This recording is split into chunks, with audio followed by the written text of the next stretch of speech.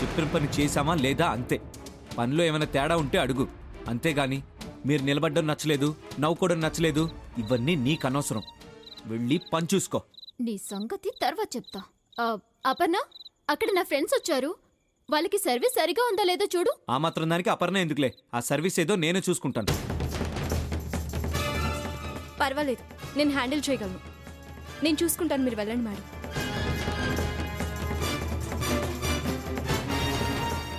మొహం చూడు మొహం. ఈ చుంచు మొహాన్ని నేను లవ్ చేయాలంట. నీలాంటి దేవత నా పక్కనుండగా ఆ దయ్యాన్ని నేనెలా లవ్ చేస్తాను చెప్పు. అక్కడ వాళ్ళకి కూల్ డ్రింక్స్ కావాలంట, వెళ్ళా ఏర్పాట్లు చూడు. కూల్ డ్రింక్సా? నేనా? ఆ లింగం ఎక్కడ చచ్చాడు? అతని పని అతను చూసుకుంటున్నాడు, మన పని మనం చేయాలి కదా. వెళ్ళి చూడండి. అంతా నా కర్మ.